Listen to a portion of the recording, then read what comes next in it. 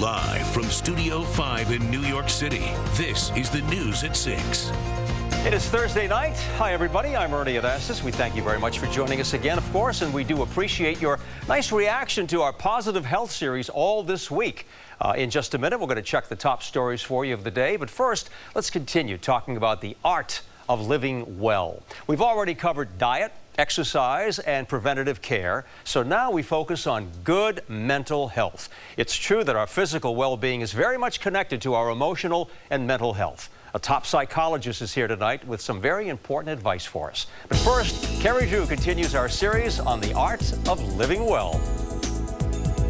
The most difficult thing is realizing that it does exist. When we think about health, we don't always consider mental health. I think people are uncomfortable talking about it. I think people are embarrassed by it. Experts say mental illnesses like anxiety, depression, schizophrenia, and panic disorders affect people of all ages, races, religions, and incomes. People tend to believe that they can handle it themselves, and I think it kind of snowballs. According to a recent report from the U.S. Substance Abuse and Mental Health Services Administration, nearly 1 in 5 American adults, almost 44 million people, had a diagnosable mental illness in 2013. We certainly know that that number is probably even higher because we know that by the very nature of a mental illness, that it's a tendency to want to keep things inside and not share things and ask for help as much as we often should. Clinical psychologist Dr. Chloe Carmichael says the stigma associated with mental health issues keeps people from talking openly about it. People don't necessarily want to say, oh, I'm struggling, oh,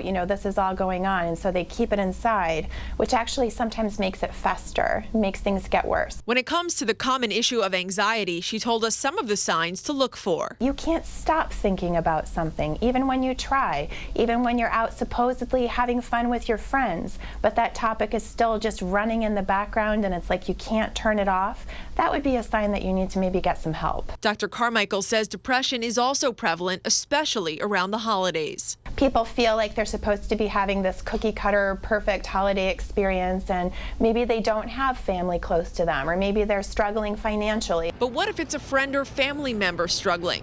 Dr. Carmichael says it's best to talk to them. Let them know that it's okay to admit that sometimes you might need a little bit of help.